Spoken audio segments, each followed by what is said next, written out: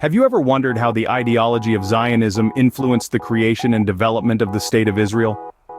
In today's discussion, we'll delve into this fascinating concept, tracing its roots and its impact on global politics, particularly focusing on the role of Christian Zionism. Zionism at its core is an ideology that uses the Old Testament to claim a homeland for the Jewish people in Israel. I say the word uses because most Zionists are not religious or do not believe in the God of the Bible at all. Nevertheless, Zionism culminated in the establishment of the State of Israel via a United Nations resolution in 1948. The original UN resolution called for the establishment of a Palestinian state with equal rights. That part was ignored and is the cause for the modern-day conflict in Palestine.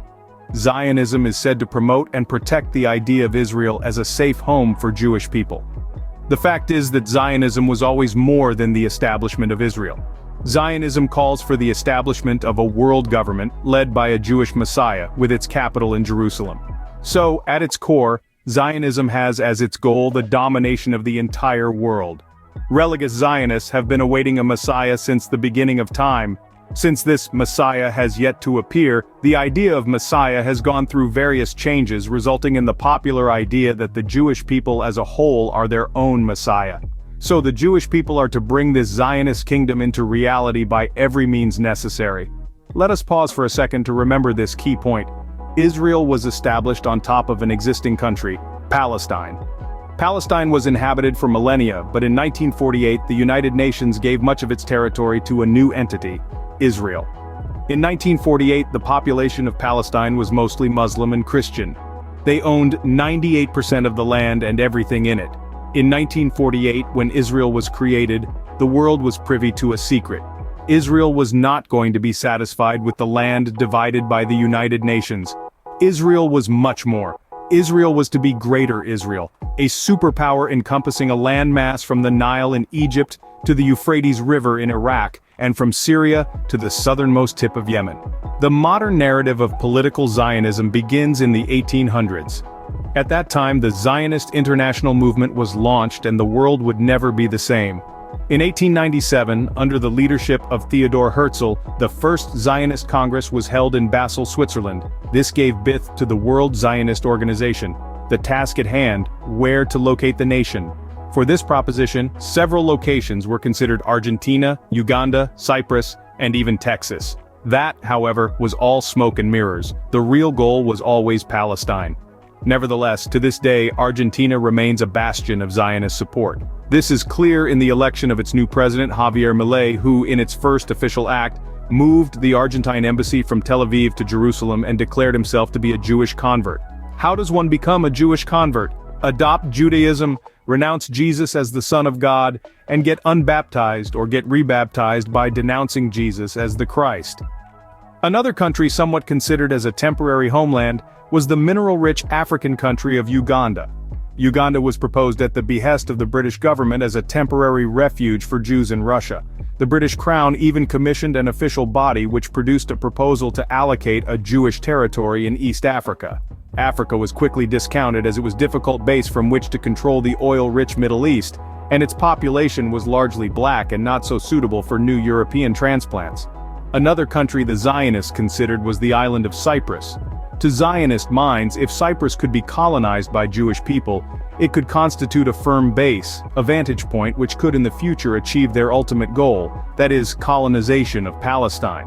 A brazen proposal was put forward in January 1901 that England should exchange Cyprus for Grand Isat Africa. Africa led Zionist leader Herzl to speculate, Germany would then have to welcome a Jewish settlement in Cyprus with delight. We should rally on Cyprus and one day go over to Eretz Israel and take it by force. So from the beginning, the establishment of Israel was considered an invasion, to take the land of Palestine by all means necessary, including force. Following the Zionist Congress, 2 rabbis from Vienna were sent to explore Palestine as a potential Jewish state. They returned with the poignant observation that the bride is beautiful, but she is married to another man. That other man, Palestinians, would soon suffer the consequences. Zionism's survival hinged on the support of the United States. Max Nordau, a founder of the Basel Conference, wrote, Zionism's only hope is the Jews of America. Yet the majority of American Jews were not Zionists. Indeed, Zionism is rejected by many Orthodox Jews. Their reason? Zionism takes the place of God by trying to establish his kingdom through earthly means. In order to overcome Jewish hesitation, a large-scale campaign was launched.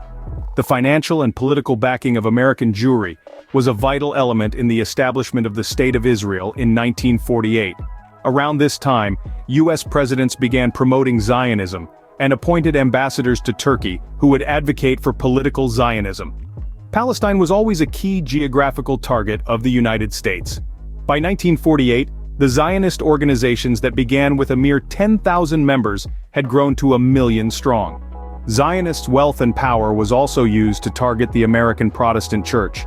The U.S., a religious patchwork, had to change its Catholic and Protestant theology for political Zionism to thrive.